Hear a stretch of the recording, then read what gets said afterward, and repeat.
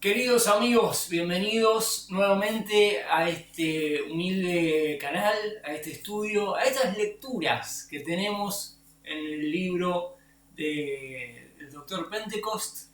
Hoy tenemos un cambio en la lectura.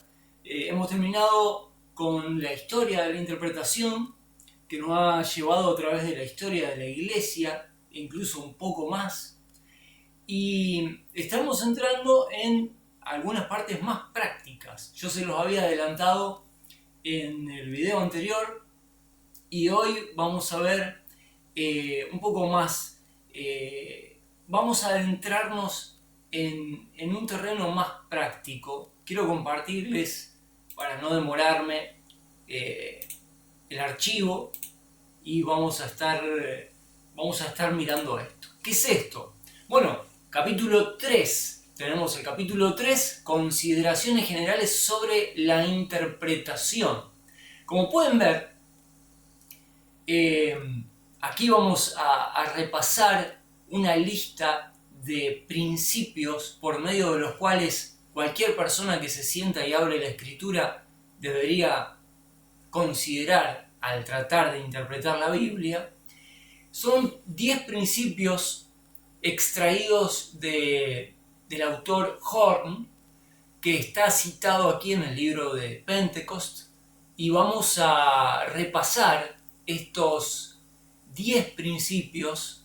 Creo que hoy va a ser suficiente con estos 10 principios. Dar lectura a estos 10 principios sería relativamente fácil y rápido, pero yo me he hecho un apunte paralelo en el cual he tratado de poner ejemplos para cada uno de estos 10 puntos y se va a hacer un poco más largo. Seguramente vamos a ocupar la hora, los 60 minutos los vamos a ocupar leyendo estos 10 puntos y dando algunos ejemplos concretos de la escritura para que tenga más sentido, ¿no? De otra manera sería demasiado teórico y poco práctico. Y realmente yo lo que deseo es que esto en algún punto se convierta en algo práctico, de lo cual ustedes puedan sacarle un provecho real, ¿no? Así que bueno, voy a leer la introducción en el capítulo 3. Espero que estén entusiasmados, hemos cumplido con la parte histórica, y ahora vamos a dar inicio de la lectura a una parte mucho más práctica. Quiero también adelantarles que después de este capítulo 3 vienen las consideraciones sobre la interpretación de la escatología, de las profecías, vamos a decir, ¿no? Entonces, esto nos está preparando para entrar en algún punto a interpretar las profecías, que sería lo más lógico, ¿no? Que de alguna manera la lectura de este libro nos capacite, nos desafíe y nos permita, en cierta medida, entrar en las escrituras proféticas y tratar de discernir por nosotros mismos su significado, su ubicación, su contexto, su mensaje, que no es lo mismo que alguien te diga su propia interpretación de los pasajes proféticos. La idea es que cada uno sepa hacerlo por sí mismo. Entonces está buenísimo esto de entrar en la parte más bien práctica, y estos 10 principios que vamos a leer realmente los puede aplicar cualquiera que quiera, cualquiera que desee. Con las herramientas que tenemos hoy, cualquiera puede hacer un gran trabajo de interpretación de cualquier pasaje de la escritura, y esto nos va a preparar para después entrar en los pasajes proféticos. Muy bien, dice en el capítulo 3, consideraciones generales sobre la interpretación. La historia de la interpretación nos ha mostrado que la adopción del método correcto de interpretación no garantiza necesariamente conclusiones correctas por parte de aquellos que mantienen este método. El rabinismo, un ejemplo, ¿no? El rabinismo, que usó el método literal, produjo una hueste de puntos de vista de interpretaciones erróneos. ¿Por qué? Por el mal uso del método. Eran literalistas, pero hacían un uso indebido del método literal y podés cometer errores aún usando el método literal.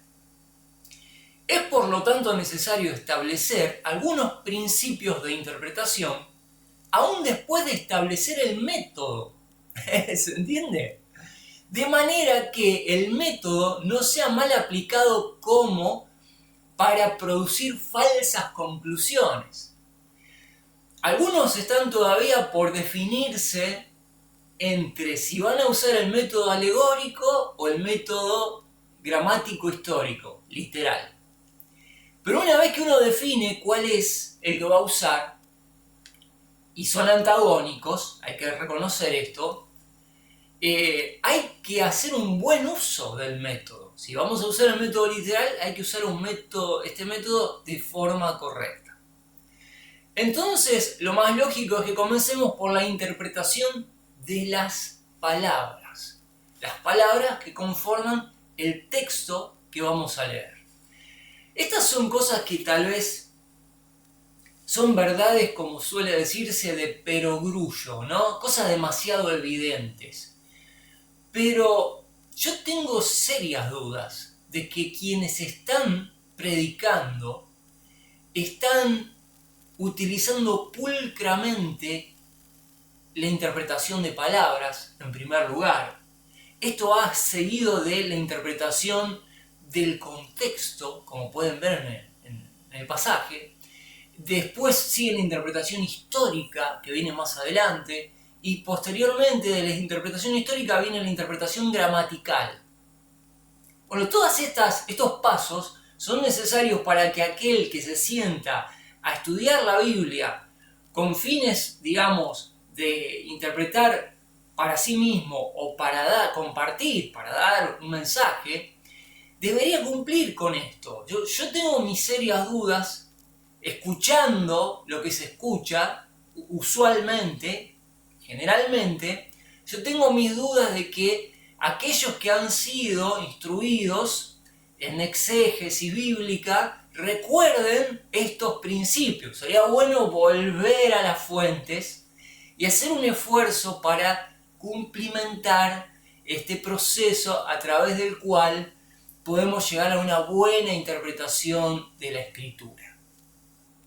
Ahora, alguno me dirá, Diego, yo no me voy a poner a cumplir con todo el protocolo, semejante protocolo, para interpretar un pasaje que claramente ya sé el significado que tiene. Tal vez algunos pasajes no requieren tanta atención. Pero honestamente les digo, hay muchas veces que nos sorprendemos escuchando citas de pasajes fuera de contexto o citas de pasajes que tratan de enseñar cosas que el pasaje no enseña. Me viene a la mente Filipenses 4:13. Todo lo puedo en Cristo que me fortalece. Y ahora todos dirán, sí, el lema cristiano, todo lo puedo en Cristo que me fortalece. Bueno, yo les digo una cosa, cuando uno estudia correctamente el pasaje, todo lo puedo en Cristo que me fortalece, no dice, no enseña lo que usualmente los cristianos quieren decir. Ese pasaje no enseña lo que parece decir. Porque a continuación de ese pasaje hay un pero. Entonces, si vos decís, todo lo puedo en Cristo que me fortalece, sin embargo, la cosa cambia totalmente ahí. Lo que pasa es que nadie lee el sin embargo, que sigue a continuación. Y ese es un ejemplo de pasajes clásicos mal utilizados. Entonces, sí, es necesario pasar por un sistema a través del cual vamos a ver si estamos entendiendo lo que el autor quiso decir o si estamos entendiendo otra cosa. Voy a leer acá la primera partecita del texto y después me voy a pasar a mi apunte, aunque ustedes van a seguir viendo esta pantalla, el PDF, donde están, bueno, hasta el punto 8. Dice aquí Pentecost, dice, se reconoce sin lugar a dudas que las palabras forman el medio de comunicación del pensamiento. Toda exégesis, interpretación ortodoxa, necesariamente debe, pues, comenzar con una interpretación de las palabras mismas. Horn, en su valiosa introducción al estudio crítico y al conocimiento de las Sagradas Escrituras, ha dado un resumen excelente de los principios que deben ser empleados en la interpretación de las palabras.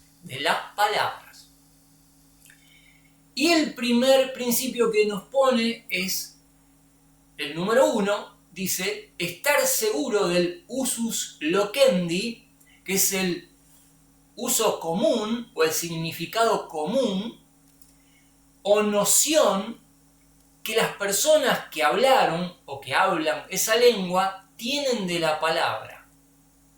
Estar seguro de la noción que las personas que hablaron o que hablan esa lengua tienen de la palabra, de una palabra X en cuestión que vos te encontrás en el texto, ¿no? Por ejemplo, vamos a ver el ejemplo de la palabra verbo. Uno encuentra en Juan, el Evangelio de Juan, capítulo 1, versículo 1 en adelante, varias veces en las que se utiliza la palabra verbo, que viene de la palabra logos. Uno dice, bueno, verbo, el verbo de Dios, ok. Pero uno tiene que entender cuál era, como dice Horn aquí, la noción que las personas que usaron estas palabras, especialmente el escritor bíblico, tenía en su lengua de esta palabra, especialmente en relación particular con la noción que se tiene de ella. ¿Qué noción tenía el que fue inspirado a escribir la palabra verbo? Bueno, yo me voy a pasar acá a mi apunte, donde tengo mi machete con algunas cuestiones, y vamos al primer ejemplo que estamos mirando aquí. El primer punto, el uso común que se tenía en ese momento. Bueno, un ejemplo del Nuevo Testamento de este punto, entender qué noción se tenía en la época del uso de esta palabra. Vamos a aplicarla a la palabra griega logos, que se traduce en la escritura con referencia a Jesucristo como el verbo o la palabra encarnada de Dios. Logos es una palabra que aparece frecuentemente en el Nuevo Testamento, especialmente en el Evangelio de Juan. Juan 1.1. En el principio era el verbo, el logos. Y el logos era con Dios. Y el logos era Dios. En el contexto del Evangelio de Juan, logos se traduce comúnmente como verbo o palabra. Y se refiere a Jesucristo como la encarnación divina de la palabra de Dios. Ahora bien, esto lo sabemos, básicamente lo sabemos. ¿Cuál era el uso, según la expresión de Horn, el usus loquendi? Significa el uso común que se le daba en el contexto en el cual se usaba, en esa cultura, en esa época, en ese idioma. Es interesante porque el usus loquendi o el uso común de la época a veces contrasta con el significado etimológico. Todas las palabras tienen un origen, una etimología. Y muchas veces los estudiantes de la Biblia van al diccionario etimológico para sacar el significado y dar una explicación de la palabra en su sentido original etimológico. Bien. Esto a veces puede llevar a una confusión, a un error. Porque las palabras, originalmente, vamos a la palabra logos, es una palabra de origen griego, que tiene su origen siglos antes de que se utilice en el contexto de la Escritura, en el contexto de Jesucristo como el Verbo de Dios encarnado. Entonces, etimológicamente puede servir como una noción inicial, pero el uso que se le daba siglos después, en la era apostólica, la palabra logos es bastante diferente. Si bien tal vez haya que contemplar el uso etimológico, el uso de la época, a veces, de las palabras, suele cambiar. Entonces, hay que tener cuidado con la costumbre que tienen algunos de utilizar diccionarios etimológicos, porque a veces pesa más el uso común que se le daba en cierta época que el uso original que tiene una palabra siglos antes. Logos es una palabra que aparece mucho, bastante a menudo en el Nuevo Testamento y proviene de la cultura y de la época griega. Incluía conceptos filosóficos importantes como razón, como discurso o como el principio racional de Dios o de el universo o de la creación. Entonces, si vos te vas al significado de la palabra logos etimológicamente, no te va tal vez a decir todo esto, sino que hay que ponerse más bien en el contexto de la época del siglo I y entender qué pensaban los judíos, qué pensaba Juan, qué pensaba la cultura judía con la influencia griega del concepto del término logos. Logos es un profundo concepto de la Escritura en relación a la naturaleza divina de Cristo. Y esto lo descubrimos por la lectura de los pasajes paralelos de la palabra donde aparece. Es una palabra profunda, es un concepto muy profundo, y hay veces que aparecen estas palabras y hay que hacer un trabajo de investigación del origen, pero también del uso del momento en el cual se usa en el texto. Es muy importante. Ya les digo, acá el primer punto, vamos a refrescarlo, es estar seguro del uso que se tenía, de la noción que las personas tenían cuando usaron esta palabra, especialmente el escritor bíblico, Juan, en este caso, cuando la escribió. ¿Qué noción tenía Juan de esto? No qué noción tenía Heráclito, el filósofo griego que usó esta palabra siglos atrás, no la noción que tenía la filosofía clásica griega, no la noción que se tiene hoy de logos. Eso no ayuda. Lo principal en estos principios es determinar qué noción tenía el escritor que fue inspirado por el Espíritu Santo. Eso es lo que cuenta. ¿Por qué? Porque nosotros no queremos decir, cuando interpretamos para nosotros o para otros, no queremos decir menos de lo que está diciendo la Biblia, pero tampoco queremos agregar nada, ni menos ni más, de lo que está diciendo el escritor. Entonces, tenemos que averiguar qué nociones tenía el escritor que nos da esa palabra en ese contexto. Bueno, no me quiero enroscar más porque no vamos a llegar al 10º. Una exégesis correcta necesita de manera crucial entender el uso de la palabra en el momento en el cual ese escritor la estaba utilizando. Hay que hacer un trabajo de investigación para saber qué estaba diciendo el que dijo eso. Número 2, el principio que nos muestra Horn acá, dice: el significado recibido de una palabra debe ser retenido a menos que razones necesarias y de peso requieran que sea abandonado u omitido. Es el principio número 2 que nos da Horn.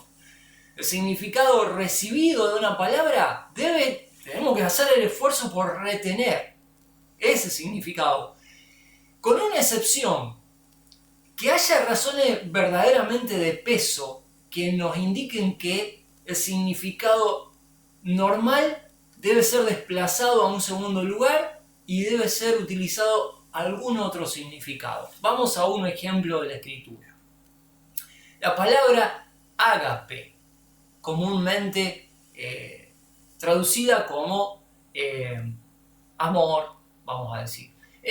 Los griegos hay tres conceptos bastante diferentes de la palabra amor en el griego. Estaba la palabra eros, que es el amor de las pasiones. En algunos autores vamos a ver que está relacionado con las pasiones de la carne, con las pasiones sexuales. Algunos van a decir con las pasiones bajas. Bueno, la palabra eros, el dios Eros, ¿no? Relacionado con un culto en el cual había prácticas humillantes muchas veces entre las personas, entre los cuerpos. Eros, no obstante, es una palabra que dentro del idioma griego se traduce a veces como amor, pero es un amor de una categoría muy primitiva, podríamos decir. ¿Primitiva en relación a qué? Primitiva en relación a otro concepto como el fileo, que también se traduce amor, que es un amor ya descarnado, digamos, es un amor en el cual podríamos llamar el amor de la amistad sincera, del afecto, de los sentimientos, y es muy diferente eros que fileo, e incluso este otro término que proponemos, que es ágape. Ágape es traducido amor también, pero es el amor supremo, el amor puro, el amor por el cual todo se sacrifica, el amor de 1 Corintios 13, ¿no? La preeminencia del amor ágape aparece ahí, ¿no? Es el amor incondicional. Entonces hay diferencias entre palabras. Hay diferencias. Un ejemplo que vamos a dar de este principio, el principio, recordémoslo, el significado recibido de una palabra debe ser retenido a menos que razones necesarias de peso requieran que sea abandonado u omitido. Ágape es una palabra griega que generalmente se traduce como amor en el Nuevo Testamento, pero es un tipo específico de amor que implica el sacrificio desinteresado, vamos a decir. En la mayoría de los contextos del Nuevo Testamento, ágape tiene un significado elevado, espiritual, especialmente cuando se refiere al amor de Dios hacia la humanidad o el amor entre los creyentes, ¿no? El amor de los creyentes los unos por los otros. Vamos a un ejemplo. 1 Corintios 13, 4 al 7, Pablo describe las características de ágape, que es el amor la preeminencia del amor, ¿no? El amor es paciente, es bondadoso. Aquí ágape se mantiene con su significado elevado de amor desinteresado. Según el principio de Horn, el significado común de ágape como amor desinteresado debe ser retenido. Cada vez que aparece esa palabra, amor, ágape, debe ser retenido, porque el uso general de la escritura es un amor elevado, espiritual, el más alto concepto del amor, ¿no? Y él dice, este es el concepto que debe ser retenido en todos los casos, salvo que haya excepcionalmente algún motivo por el cual debemos dejar ese significado, lo cual sería la excepción, no la regla. Sin embargo, si en algún pasaje específico del Nuevo Testamento el contexto nos sugiere que ágape se usa de manera distinta, lo cual es raro en el Nuevo Testamento, entonces podríamos considerar un cambio de interpretación. Pero ya les digo, sería algo extraño. Por lo general lo que vamos a hacer es inclinarnos por retener el principio usual de la palabra. Tercer principio. Donde una palabra tiene varios significados, debe seleccionarse aquel que mejor se ajuste al pasaje en cuestión y que sea consecuente con el carácter, los sentimientos y la situación conocida del autor, y las circunstancias conocidas bajo las cuales escribió. Acá es donde la mayoría de los creyentes cometemos el error, ¿no? De varios significados que tiene una palabra que encontramos en un texto, a veces se elige la palabra que más me conviene a mí para marcar algún punto. No es así. De los varios significados que puede tener una palabra, hay que usar el que más se ajusta a lo que quiso decir el escritor, no a lo que quiero decir yo o a lo que quiere decir algún otro. Vamos a un ejemplo. La palabra carne, en el griego sarx. Sarx tiene varios significados en el Nuevo Testamento, dependiendo del contexto en el cual aparece. Su interpretación depende del contexto en el que se usa. Generalmente sarx se traduce como carne, pero su significado puede variar. Puede ser el significado literal, que es en el sentido físico, por ejemplo, Juan 1:14, y el verbo se hizo carne, ¿no? Y habitó entre nosotros. Aquí aparece carne. Aquí, carne se refiere al cuerpo físico de Jesús al encarnarse. En otros contextos, sarx se va a dirigir a la naturaleza pecaminosa del ser humano. Pero eso está determinado en el contexto. Si estamos hablando de el Hijo de Dios y tenemos como referencia pasajes que nos dicen que nunca pecó, que es santo, y encontramos la palabra carne, bueno, esa palabra carne puede tener muchas acepciones, pero debe estar determinado por el contexto ahí, que más se adecúa al mensaje del pasaje. La palabra sarx, carne, también tiene un sentido figurado. Carne como símbolo de la naturaleza humana caída o la inclinación al pecado, como en Gálatas 5, 16 y 17, dice el apóstol Pablo, digo pues, andad en el espíritu y no satisfagáis para los deseos de la carne. Ahí aparece sarx. En este contexto de Gálatas, donde lo usa Pablo, sarx representa la naturaleza pecaminosa en oposición al espíritu que guía al creyente. Hay un sentido terciario también de esta palabra que se usa para referirse, la palabra carne, de toda la humanidad en general. Por ejemplo, Romanos 3:20, porque por las obras de la ley, ningún ser humano, allí no aparece la palabra ser humano, en el original aparece carne, aparece sarx, pero el contexto, otra vez, ¿no?, nos indica que se está haciendo referencia a la raza humana.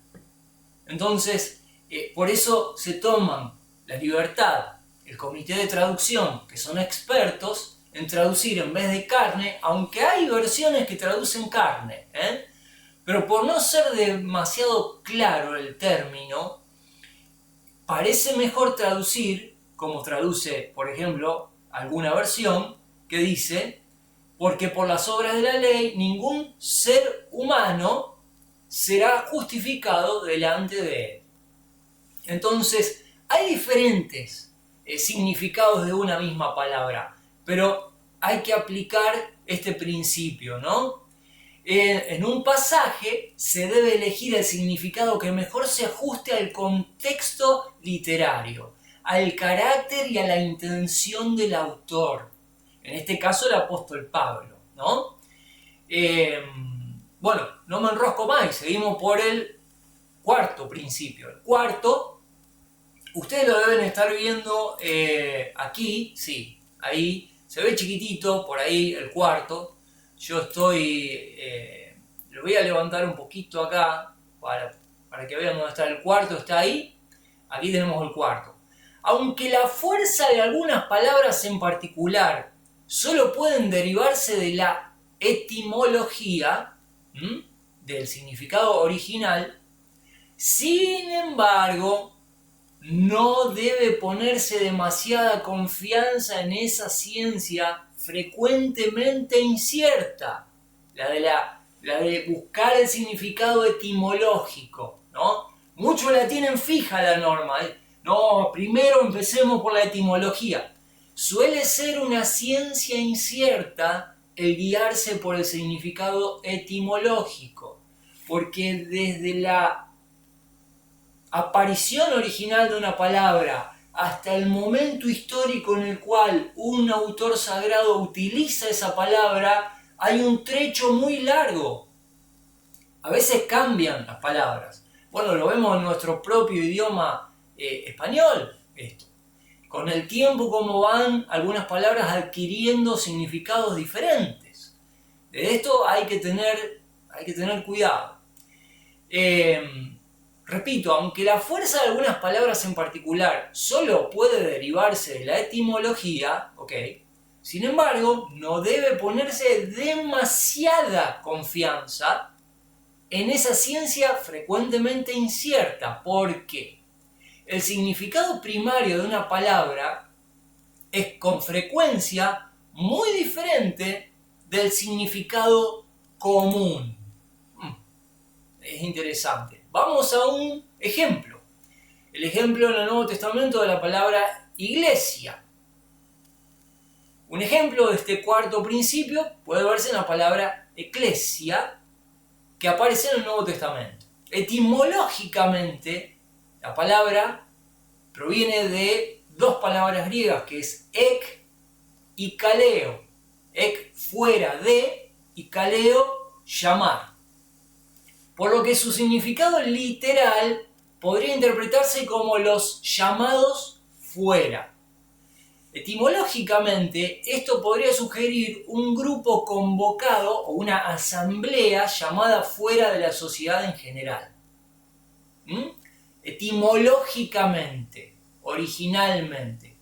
Entre los griegos, a veces se llamaban asambleas para discutir algún problema de la comunidad. Sin embargo, en el Nuevo Testamento, eclesia se usa casi exclusivamente, hay 2 o 3 casos nomás en los que no se usa de la iglesia, pero en el Nuevo Testamento casi exclusivamente se refiere a la comunidad de los creyentes, de los cristianos. Este significado común, en esto estamos, y práctico de iglesia, en los textos del Nuevo Testamento, no se centra en lo llamado fuera de, en un sentido literal, sino que se refiere a la congregación de los cristianos. Entonces, aunque la fuerza de algunas palabras en particular solo puede derivarse de su etimología, sin embargo no debe ponerse demasiada confianza en esa ciencia. ¿Por qué? Porque a veces nos lleva a confusión. El significado primario de una palabra es con frecuencia diferente de su uso común. Entonces, todo intérprete de cualquier texto debe entender el uso común de la época y no perderse en diccionarios de etimología. Vamos al número 5. Las diferencias entre palabras que aparentemente son sinónimas deben examinarse y considerarse cuidadosamente. Otra vez volvemos a la palabra ágape o fileo. Son sinónimas. En castellano solamente aparece amor. Es más complicado todavía. En el griego tenés los términos bien definidos. Ágape para el amor de Dios, para el amor puro entre los cristianos, y fileo para el amor, digamos, de un segundo orden de importancia, de un amor simplemente afectivo, podría ser, entre personas. No el amor que denota el amor de Dios, para nada, fileo, ¿no?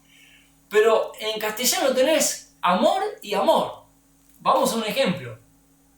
Por ejemplo, Juan 3:16, porque de tal manera amó Dios al mundo, ahí aparece la palabra ágape. La raíz de la palabra es ágape, es agapao la palabra que aparece ahí, es el amor supremo de parte de Dios. Fileo, por su parte, se refiere a un amor afectuoso, como el amor entre amigos, el cariño fraternal. Es menos formal y está basado en un afecto mutuo. Fíjense que el amor de Dios en ese sentido es incondicional, el amor ágape, y el amor fileo está basado en un afecto recíproco, ¿no? Hay una diferencia. Hay un ejemplo bastante... No me quiero extender, pero creo que es lo suficientemente claro el ejemplo como para tenerlo presente. El principio es que las diferencias entre palabras aparentemente sinónimas hay que examinarlas y considerarlas cuidadosamente. En castellano ni hablar, especialmente cuando hablamos de amor, porque en la superficie de la traducción solamente vemos amor, amor, y parecen sinónimos, pero adentro, detrás de esas traducciones, a veces hay palabras diferentes. Hay que tener cuidado con palabras que suenan parecidas, porque pueden no ser tan parecidas como nosotros creemos. Número 6. Fíjense qué interesante. Los epítetos introducidos por los escritores, ahora vamos a ver qué es un epíteto, podríamos llamarlo títulos. A veces son títulos estos epítetos. Los epítetos introducidos por los escritores sagrados también deben ser cuidadosamente pesados y considerados, dice Horn, ya que todos ellos tienen una fuerza, bien sea declarativa o explicativa, o sirven para distinguir una cosa de otra o para unir dos caracteres. Vamos a un ejemplo. Tenemos en Apocalipsis capítulo 1, versículo 5, un epíteto, título, si quieren, más fácil: Jesucristo, el testigo fiel, el primogénito de los muertos y el soberano de los reyes de la tierra. 3 tenemos en un versículo. A veces se puede leer ese versículo y no darle demasiada importancia, pero hay 3 epítetos, 3 títulos que se le dan a Jesucristo, Y acá hay que tirar el freno de mano y decir, paremos la mano. A ver, esto parece ser demasiado importante como para pasar por alto y pasar al versículo siguiente. No. Hay algo acá de importancia. Bueno, el testigo fiel, este epíteto, destaca el papel de Jesús como alguien que da testimonio verdadero y confiable de parte de Dios. Cuando se dice que Jesucristo es el testigo fiel, significa que es digno de toda confianza. Digno de toda confianza. Es un título declarativo de su naturaleza y está unido al concepto y al atributo de la veracidad de Dios. Dios es veraz, Dios dice la verdad, Dios es digno de confianza. Y aquí está expresado en un título para Cristo, que es el testigo fiel. Es muy importante. Hay veces que se pasan por alto estas cosas, pero cuando uno quiere explicar un texto, no puede pasar por alto estas cosas si quiere explicarlo medianamente bien. Este epíteto, el testigo fiel, tiene un carácter declarativo, por ejemplo, ¿no? ¿Y cuál es? Es subrayar la verdad de la fidelidad del mensaje de Dios. Se declara que Dios es digno de ser escuchado, de confiar en Él. El primogénito de los muertos. Fíjense qué declaración. Este epíteto subraya la preeminencia, la suprema importancia de Jesús en cuanto a la resurrección. No que haya sido el primero en resucitar, porque Jesús mismo resucitó en sus 3 años de ministerio para con Israel muchísima gente. Vamos al ejemplo de Lázaro. Lázaro resucitó cronológicamente antes que Cristo. ¿Por qué se dice entonces que Él es el primogénito de los muertos? Por su importancia radical en cuanto al tema de la resurrección. Él debe ser considerado el que tiene la preeminencia, el primogénito, el más importante en cuanto al tema de la resurrección. Porque sin su resurrección, ninguna resurrección tiene sentido. Pero este es un epíteto muy importante. Este título no es declarativo, es explicativo en cuanto a la naturaleza de la resurrección y el significado de esa resurrección para con los creyentes, ¿no? Estamos examinando un título que aparece en la mitad de un versículo. Fíjense qué importante. El soberano de los reyes de la tierra. Este título tiene carácter declarativo y distintivo. Distintivo, ¿por qué? Bueno, porque indica el poder supremo que tiene en cuanto a autoridad Jesucristo sobre el resto de las autoridades que existen en la tierra, ¿no? Es distintivo, quiere distinguir la autoridad suprema de Cristo del resto de autoridades. Son títulos demasiado importantes. Según este sexto principio, Horn nos hace ver de que no son descripciones, no es ornamento, no es una cuestión, digamos, con la cual adornamos la persona de Cristo, ¿no?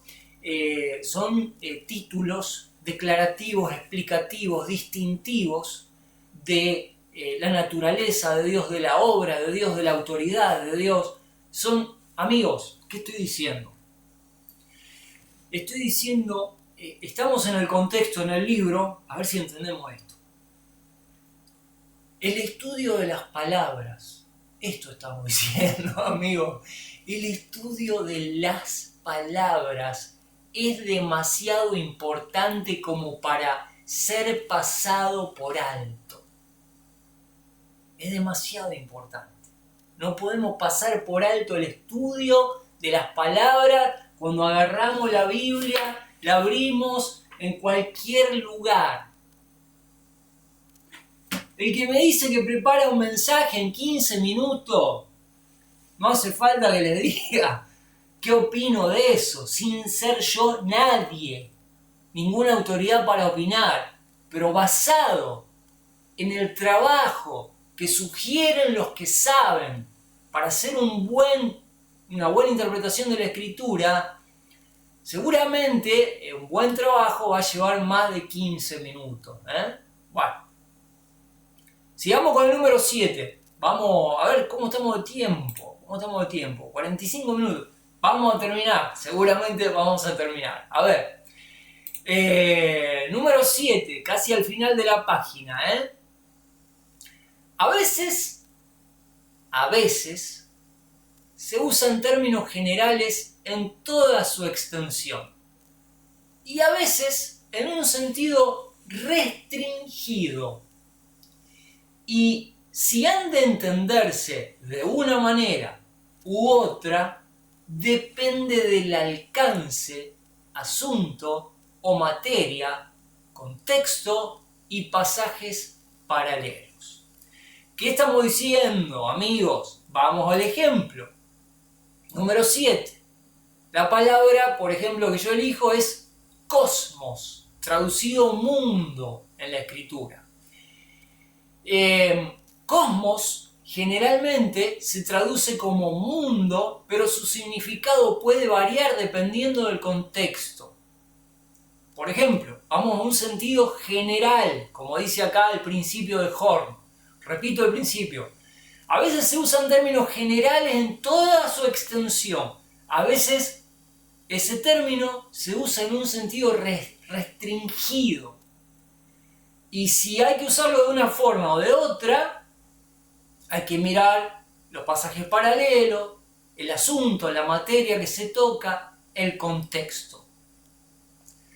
Por ejemplo, en un sentido general, la palabra cosmos, en algunos pasajes, se refiere al universo o a la creación en su totalidad. Por ejemplo, en Juan 1:10, en el mundo estaba y el mundo fue hecho por medio de él. Está hablando de la creación, de cómo Jesús, el Verbo de Dios, creó las cosas.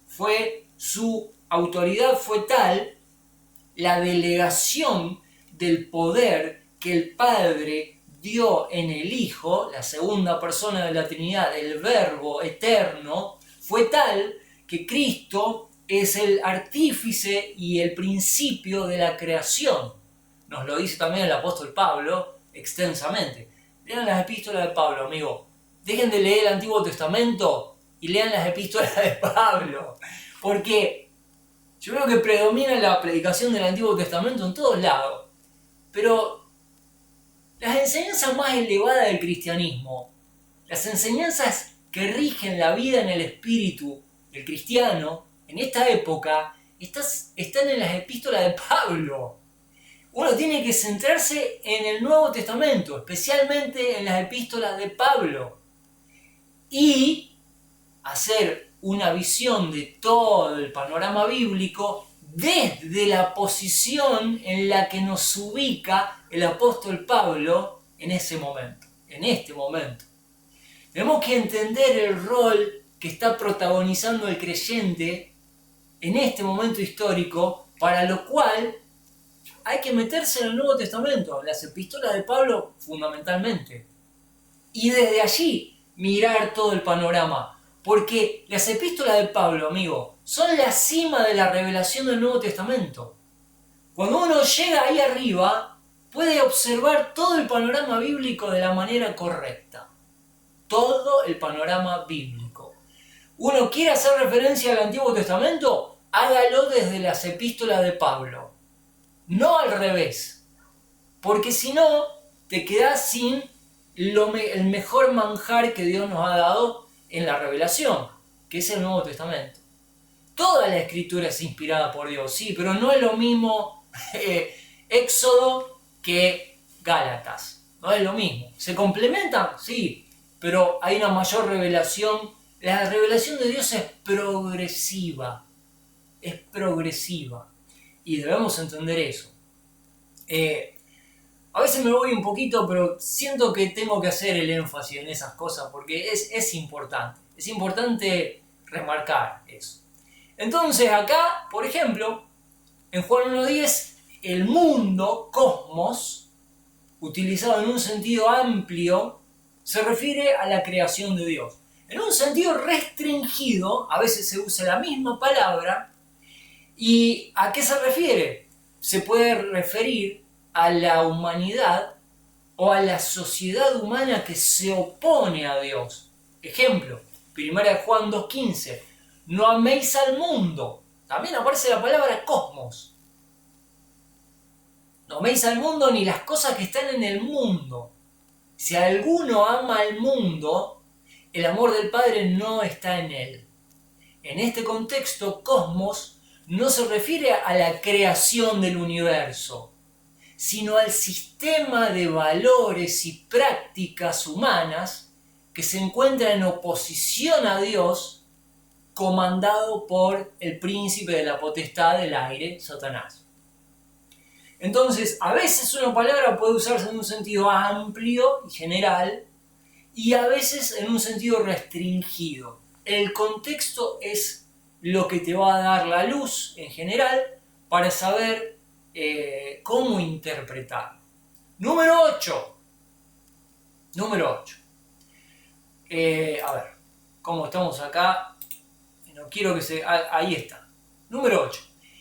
El sentido más sencillo de cualquier pasaje en particular, o el que más fácilmente le sugiere el mismo pasaje al lector atento e inteligente que posea un conocimiento competente, claro, ¿no? Es, con toda probabilidad, el sentido o significado genuino. Acá hace un paréntesis, Horn, porque no está de más. El sentido más sencillo de cualquier pasaje en particular es el que frecuentemente es el significado genuino.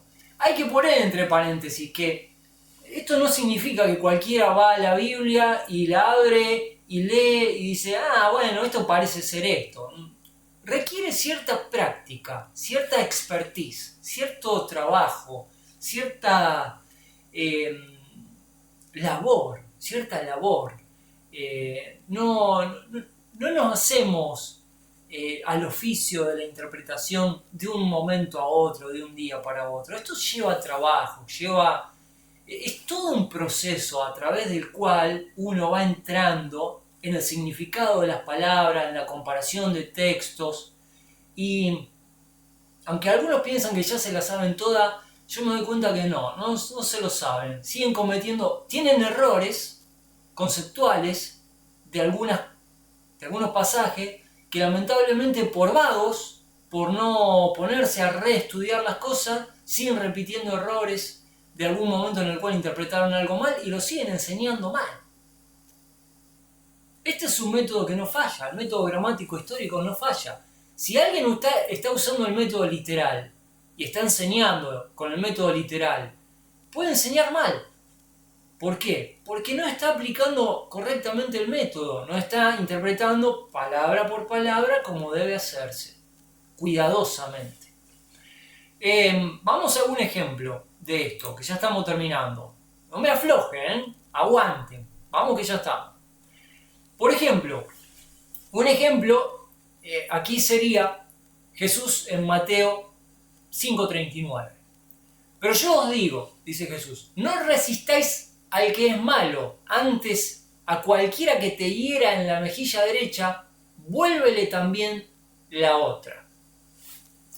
El sentido más sencillo de este pasaje es que Jesús está enseñando a sus seguidores a no responder a la violencia con más violencia, sino mostrar un espíritu de mansedumbre y paciencia, incluso en situaciones de injusticia personal. Ese parece ser el significado más obvio, más sencillo. Un lector atento y con un conocimiento básico del contexto entendería que Jesús está enfatizando la importancia del perdón, de la humildad y la, ¿cómo podríamos llamarlo? La mansedumbre. La mansedumbre. Inclinándose hacia el amor al prójimo. Aunque algunos podrían interpretar o intentar interpretar este pasaje de maneras más complejas, más simbólicas, hay algunos que ya le empiezan a complicar, ¿no? Que ya se vuelven místicos de una cuestión tan básica, tan obvia, tan clara, tan nítida, tan transparente como puede ser este mensaje, que enseña que no hay que responder con la violencia, con más violencia, sino con mansedumbre, como corresponde a los hijos de Dios. Algunos ya se empiezan a inventar alguna cosa. El otro día, a ver, estaba escuchando a un gurú, eso que las multitudes cristianas están así, escuchándolo como si fuera el Mesías. Estaba escuchándolo, difícil soportar, escuchar a esa gente decir esas cosas. Hablaba acerca de las mesas de los cambistas en el templo cuando Jesús entró en la primer purificación. Al principio del ministerio Jesús purifica el templo, lo limpia, los echa todo. Al final vuelve a hacerlo. Él se refería a la primera oportunidad. Entonces Jesús entra ahí, vosotros habéis hecho de la casa de esta casa de oración una cueva de ladrones. Bueno, se sabe que en la época, primero que ese no era el lugar adecuado para eso, segundo que los cambistas sacaban una tajada terriblemente impresionante en el cambio de moneda, ahí, jugaban con la ley. Bueno, no quiero irme por las ramas, pero si ustedes vieran la conclusión a la cual las piruetas, las acrobacias que hizo este tipo para llegar a una aplicación de que el dinero lo que le hace a los creyentes es matarles el alma. A ver, ¿en qué pasaje de ese contexto se enseña de que el dinero mata el alma de los cristianos? Si ni siquiera estamos hablando de cristianos en esa época, los cristianos no existían. Si estaba Jesucristo predicándole el reino a los judíos. Bueno, pero cada uno hace con este libro sagrado lo que se le antoja. Lamentablemente es así, por ahora. Llegará el día en que ya no va a pasar más eso. Pero si ustedes vieran la exégesis que hizo este tipo, cuando la verdad la Escritura explica que el problema no es el dinero, sino el amor al dinero. El dinero es amoral, no es ni bueno ni malo, es una herramienta. Es una herramienta alucinante, compleja. Pero él quería demostrar que el dinero intrínsecamente es pecaminoso. No sé qué estaría proponiendo. Estaría proponiendo que los creyentes salgan de la sociedad, se junten en un campo y vivan del trueque. No lo sé. Pero estas mentes enfermas que de un pasaje claro terminan enseñando lo contrario, hay cualquier cantidad. No respetan el significado de las palabras en su contexto. Hay muchos ejemplos. Es una plaga. Son una plaga y están en todas las iglesias, en todos los lugares. Algunos sin querer hacen esto, queriendo a lo mejor poner un poco de novedad, a la enseñanza, pero no es por ahí, amigo, no es por ahí. Bueno, no me quiero enroscar, disculpen. Vamos al 9. Ya terminamos. Como quiera que el propósito de la interpretación es el dar en nuestro propio lenguaje el mismo pensamiento que los escritores sagrados escribieron en hebreo o en griego, es evidente que nuestra interpretación o versión, para que sea correcta, no debe afirmar o negar más de lo que los escritores inspirados afirmaron o negaron en el tiempo en que escribieron. Por consiguiente, deberíamos estar más dispuestos a aceptar el sentido de la escritura,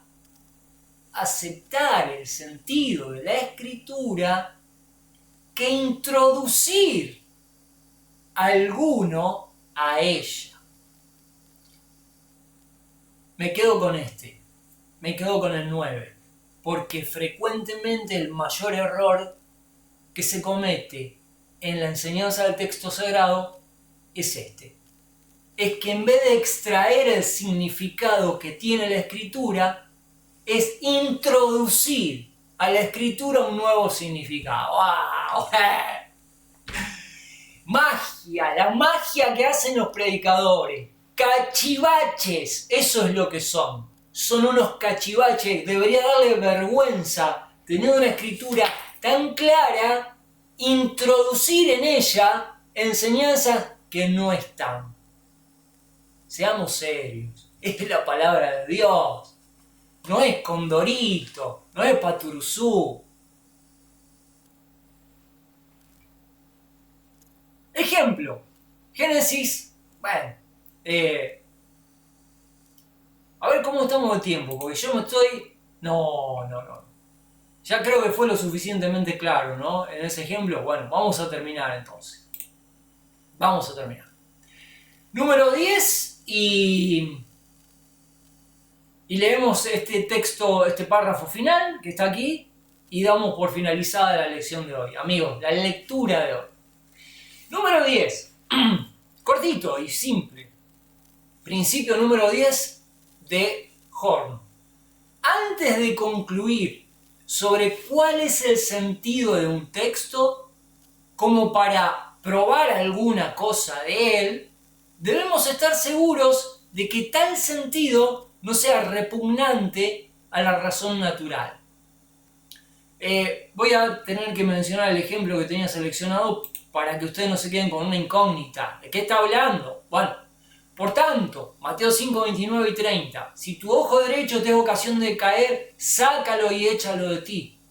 Pues mejor te es que se pierda uno de tus miembros que no todo tu cuerpo sea echado al infierno. Y si tu mano derecha te da ocasión de caer, córtala y échala de ti, pues mejor te es que se pierda uno de tus miembros y no que todo tu cuerpo sea echado al infierno. Bueno, el sentido literal de este texto pareciera sugerir que Jesús está ordenando a sus seguidores que se mutilen físicamente, ¿no? Para evitar el pecado. Bueno, no. Sin embargo, la interpretación de este pasaje de manera literal sería repugnante. Sería repugnante la razón más elemental, más básica, ya que la automutilación no solo es físicamente dañina, sino que no resolvería el problema del pecado, de la naturaleza del pecado. La cuestión es el corazón y no simplemente las acciones externas. Está hablando Jesucristo eufemísticamente, simbólicamente. No estamos... está haciendo lo que se denomina una hipérbole, ¿no? Es una exageración de algo para enfatizar la seriedad, en este caso, del pecado. No me quiero extender más. Voy a ir terminando. Bien.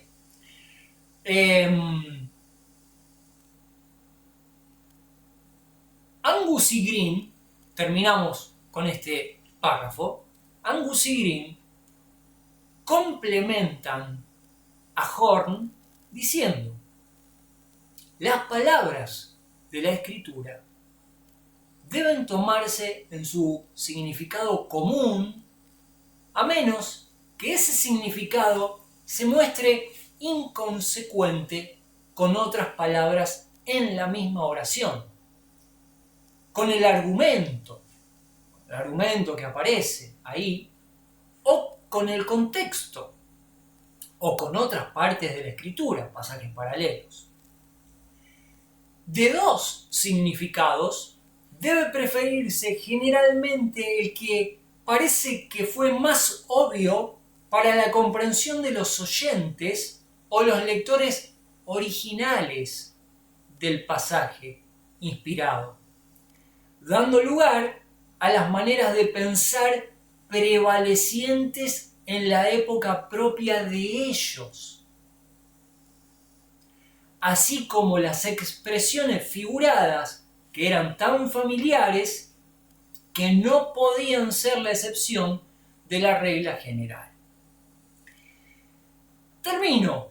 El verdadero significado de cualquier pasaje de la Escritura, pues, no es todo sentido que las palabras puedan tolerar, ni es todo sentido que sea verdadero en sí mismo, sino aquel que fue determinado por los escritores inspirados, es decir, por el Espíritu Santo, aunque comprendido de una manera imperfecta por los mismos escritores. Las palabras deben ser interpretadas, pues, en su sentido usual, natural, literal. Esto, amigos, en relación a la interpretación de las palabras, Vamos a continuar con la interpretación del contexto, con la interpretación histórica, con la interpretación de la gramática, todas estas herramientas que hacen que cuando una persona abre la escritura no esté cometiendo errores de interpretación. Los errores de interpretación nos conducen a errores conceptuales y los errores conceptuales nos conducen a errores prácticos.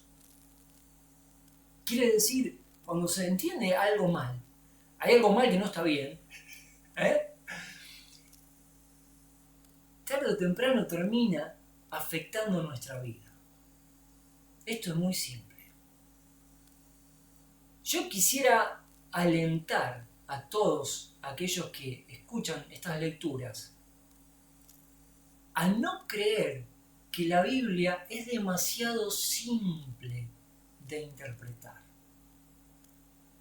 Todo el mundo diría en lugar mío, diría, hermanos, la Biblia es un libro fácil de leer, es un libro sencillo, usted lo que tiene que hacer es leer y pedir al Señor en oración que le revele. No, nada de eso.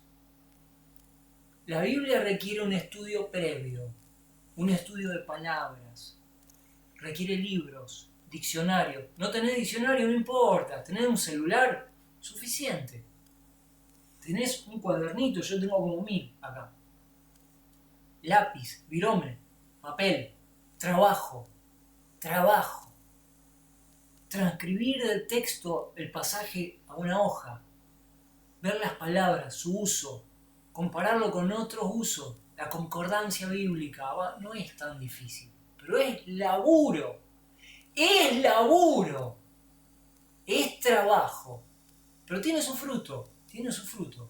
Así que, amigos, bueno, los animo, los aliento a entrar en esta esfera de la vocación, de un buen intérprete de la Escritura. Es un sacrificio, vale la pena hacerlo. Nuestro compromiso, al fin y al cabo, es con la palabra de Dios y con Dios. Esto no puede tomarse así a la ligera, ¿vio? Amigos, gracias por acompañarme, gracias por estar ahí. Continuamos 2 o 3 videos más en esta sección en la cual vamos a refrescar muchísimas cuestiones de la exégesis. Les mando un abrazo, un gran afecto a cada uno de ustedes, buen fin de semana y nos estamos viendo la próxima.